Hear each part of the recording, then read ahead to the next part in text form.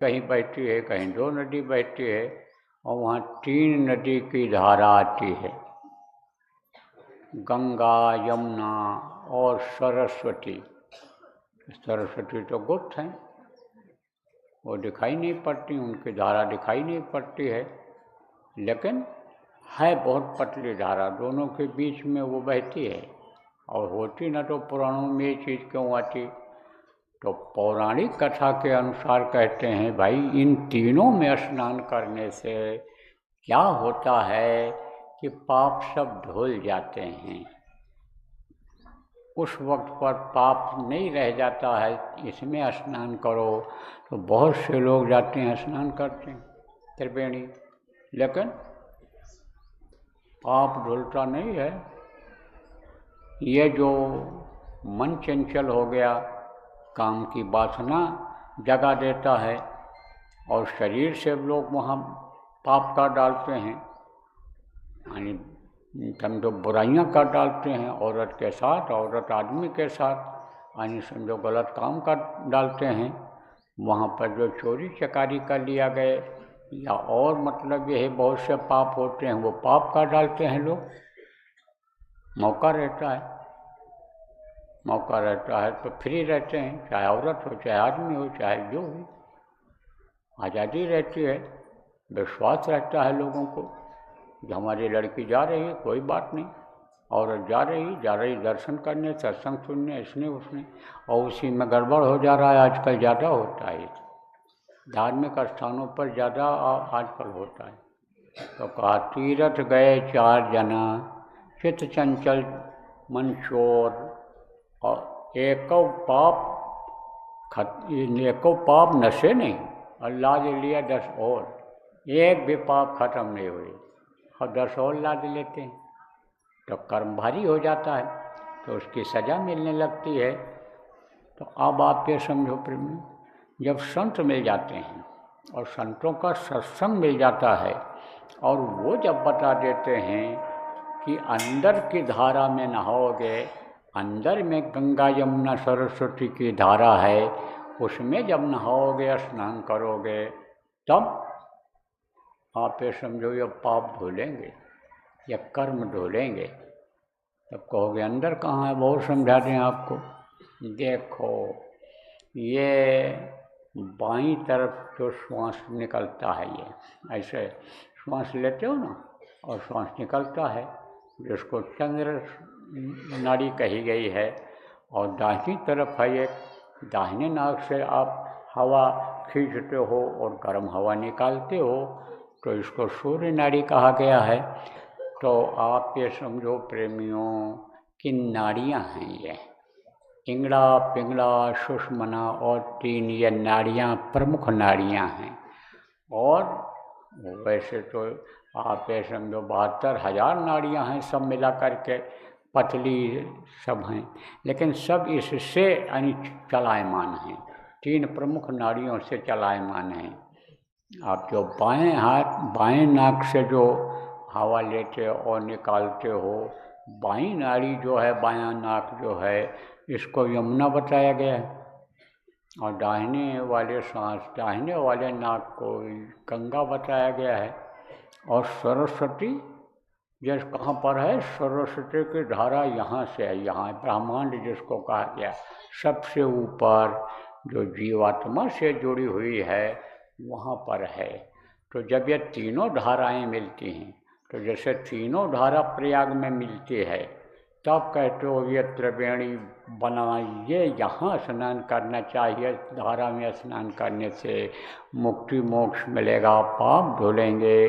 उसी तरह से जब ये जीवात्मा वहाँ पहुँचती है जो पूरे शरीर में फैली हुई है, जब इसको इधर से हटा करके खींच करके ऊपर लाते हैं, और वहाँ जब यह पहुँचती है, तब वो त्रिवेणी में स्नान करती है, तब इसके पाप धुलते हैं, तब इसकी गंदगी साफ होती है। और जब गंदगी साफ हो जाती है, तब ये मंदिर में जाने लायक होते हैं, कौन से मंदिर में उस प्रभु का स्थान को मंदिर बताया गया। यही घट भीतर सात समुंदर, यही ममल मन नहाओ, ये इसको नहाने को सात समुंदर बताया कबीर साहब ने। आप ये समझो उसके पास अन्य पहुँचते हैं। और मंदिर मानो मंदिर को कहा गया, मानो मंदिर में कहा ना गुरु महाराज ने, हो जरी पिया निज घट में, पिया इस घट में मिलता है, शरीर को बाहर का मंदिर और अंदर में उसका मंदिर। तो वहाँ पहुँचते हैं तब दर्शन होता है। जैसे स्नान करने के बाद तीर्थ स्थानों पर लोग जाते हैं दर्शन के लिए प्रेम, तो आप बहुत से लोगों को दर्शन करने के लिए अंतर में पाप को धोने के लिए तरीका बता दिया गया है, नामदान दे दिया गया है, नाम की कमाई करने के लिए बताया गया है, ध्यान लगाने के लिए, भजन करने के लिए बताया गया है। बराबर करोगे जब, तब अंतर में पाप धुलेगा, दर्शन होगा। और जो लोग नए आए हो, आज आपको बताया जाएगा, आज आपको बताया जाएगा तरीका ये, आज आपको नाम दिया जाएगा। कौन सा नाम? वो नाम कि जो ये मुँह से लेने वाला नाम नहीं है। देखो प्रभु, उस परमात्मा का नाम है, भगवान जिनको कहते हो उनका नाम है।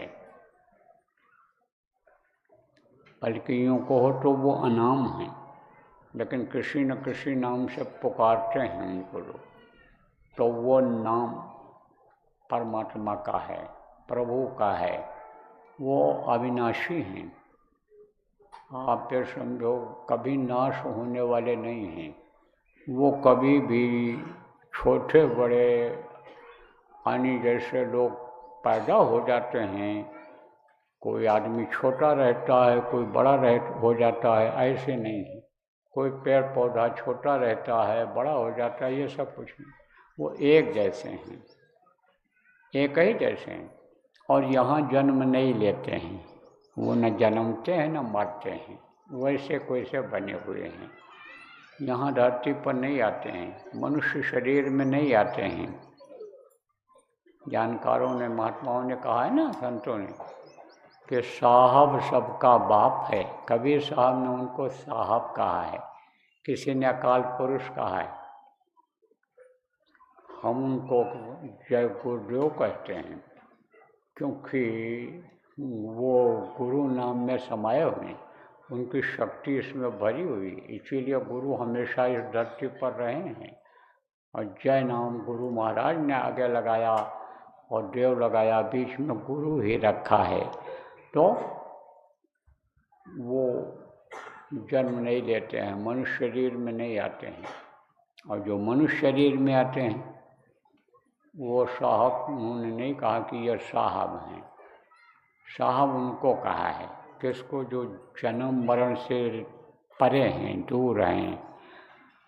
तो कहा साहब सबका बाप है, बेटा काहू का नाय, और बेटा होकर जो जन्मे सो तो साहब ने कहा, बेटा होकर जो जन्मा वो साहब नहीं हो सकता।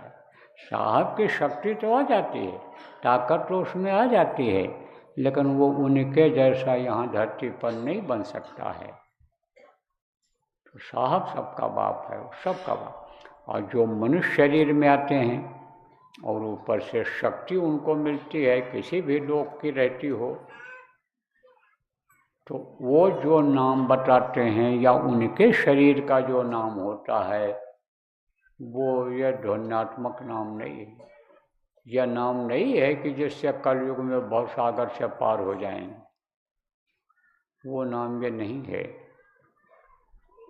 वो नाम नहीं है कि नाम लिया तो बहुत सिंधु सुखाई, भवसागर सूख जाए, निकल जाओ आराम से, वो नाम ये नहीं है। यह अलग नाम है। यह है 5 नाम और अलग अलग नाम है, लेकिन इनका रूप दिखाई पड़ता है, और जिनका नाम होता है उनका रूप होता है। जैसे आपका नाम है और आपका रूप ये चेहरा है और आपका स्थान है, ऐसे इनका भी है। इनका स्थान है, इनका नाम है, इनका रूप है, और इनकी आवाज़ भी है। तो इस वक्त पर ये 5 हैं और सबसे ऊपर जो हैं वो सबके बास हैं। सबसे बड़े जैसे किसी के 4 बेटे हों और बाप अलग हो, या 4 भाई हों तो बड़ा भाई अलग है। आप समझने के लिए सब बता रहा हूँ आपको। तो वो अलग हैं। तो वो नाम जो बताया जा रहा है उसको याद करने से, जपने से आप ये समझो कि दुख दूर होता है, संकट से मुक्ति मिलती है, धन पुत्र परिवार में बढ़ोतरी होती है।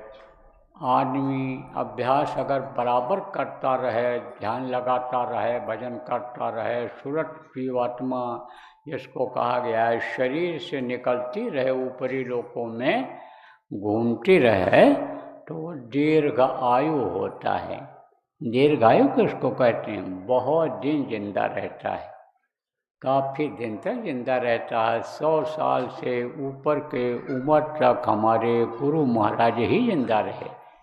तो अब आप क्या समझो कि वो नाम होता है। तो नाम आपको मिलेगा। आज जो नए लोग आए, पुराने लोगों को याद कराया जाएगा जो भूल भाल गए हो। असली चीज़ वही है, जब उसको पाओगे उजाला होगा, तब आप फिर समझो धैर्य से ऊपर जा पाओगे। जिसके लिए गोस्वामी जी महाराज ने कहा राम नाम मणि दीप धर, जी ही देहरे द्वार। और स्वामी भीतर बाहर जो चाहे सुझाए। तब चाहे बाहर का देखो तो उजाला है, अंदर का देखो तो उजाला है। जैसे दीपक होता है ऐसे ऊपर रख देते हैं तो चारों तरफ घर में उजाला हो जाता है। इसी तरह से हो जाए। तो यह नाम इस वक्त पर बड़े मुश्किल से मिलता है। जब भाग्य जगता है, जब संस्कार जगते हैं, जब उस प्रभु की कृपा होती है, तब यह नाम मिलता है। और नाम नहीं मिला और नाम का जाप नहीं किया, नाम की कमाई नहीं किया, सुमिरन ध्यान भजन नहीं किया, तो यह जीवन बेकार चला जाता है। और लौट लौट 84 आया, लौट लौट करके इसी 84 लाख योनियों में सजा भोगने के लिए आना पड़ता है। तो प्रेमियों, अब आप ये समझो जो नए लोग आए हो, यह मनुष्य शरीर जो है हमारे आपके पास, यह हमेशा नहीं रहेगा, ये छूट जाएगा। इसको खाली करना पड़ेगा। और इसको जो चलाने वाली शक्ति है जीवात्मा जिसको कहा गया, इससे निकल जाएगी। और जब निकलेगी तो धड़ाम से गिर जाएगा। फिर न बोल सकते, न कुछ कह सकते हो, न किसी को बता सकते हो, न आँख से देख सकते हो, न कान से सुन सकते हो, न हाथ पैर का इस्तेमाल कर सकते हो, दिल दिमाग बुद्धि का इस्तेमाल कर सकते हो। कुछ नहीं हो सकता। फिर तो इसी शरीर में सड़न पैदा हो जाती है, सड़ने लगता है। गिद्ध और कौवों का हमला, जानवरों का हमला होने लग जाता है। इसकी रखवाली करते हैं लोग कि जब तक संस्कार न हो जाए तब तक कोई जानवर न काट ले, खा ले, इसको खा ले जाए, कुत्ता बिल्ली मांसाहारी जो होते हैं इसको खा ले। जल्दी जलाने के लिए कहते हैं, घर में ज़्यादा देर रखने नहीं देते हैं। कहते ले जाओ जलाओ, नहीं तो मिट्टी खराब हो जाएगी। ले जाते हैं लोग, इसको जला करके राख कर देते हैं। आप ये समझो कि हम मांस भी नहीं रह जाता। हड्डी बटोर के ले जाते हैं लोग, गंगा जमुना नदियों में डालते हैं। नहीं ले गए तो कुछ दिन के बाद हड्डी भी घुल करके इसी धरती में मिल जाती है, जमीन में मिल जाती है। ज़्यादा दिन से राख पड़ा रहता है, वो भी जमीन जैसा ही हो जाता है। फिर तो मरने के बाद कोई कुछ कर सकता है? कुछ नहीं कर सकता। जब तक जिंदा है तब तक कुछ भी कर ले, चाहे कमाई कर लो, चाहे आप जो भी काम करो, जिंदा रहोगे तभी कर सकते हो। मरने के बाद कुछ नहीं। भजन भाव भक्ति भी होती है, वो भी जिंदा रहने पर ही हो पाती है। अब जिंदगी का कोई इसमें भरोसा नहीं है। कि कब कहाँ समय पूरा हो जाए और धड़ाम से शरीर गिर जाए, श्वासों की पूंजी कब खत्म हो जाए, हवा ये कब निकल जाए। ये श्वास क्या है? हवा ही तो है। ऐसे नाक से खींचो तो हवा खींचोगे, नाक से निकालोगे तो हवा निकालोगे, मुँह से सांस लोगे हवा खींचोगे, मुँह से ऐसे निकालोगे तो गर्म हवा निकालोगे। तो हवा से ही शरीर चलता है। और हवा जैसे साइकिल की निकल जाती है, मोटरसाइकिल की, गाड़ी की निकल जाती है तो गाड़ी खड़ी हो जाती है, मोटरसाइकिल खड़ा हो जाता है। ऐसे ही ये शरीर फिर एक ही जगह रुक जाएगा, फिर कुछ नहीं हो सकता। सारे अंग एक जगह पर रुक जाएंगे, एक ही जगह स्थिर हो जाएंगे। तो जब तक श्वास है तब तक अपना काम बना लो। या दुनिया का काम जो करने में लगे हुए हो, आपको बताया कि ये काम आपके साथ नहीं जाएगा, ये काम आपको कर्मों के अनुसार जो नरक और 84 में जाना है उससे बचा नहीं पाएगा। ये बचा नहीं सकता है। इसलिए ये अपना काम नहीं है।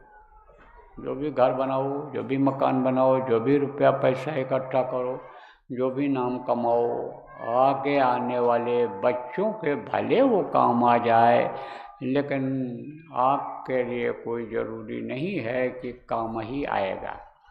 ये काम आपके नहीं आ सकता है। आपके साथ क्या जाएगा? यही भजन तेरे संग चलेगा, पावेगा आराम।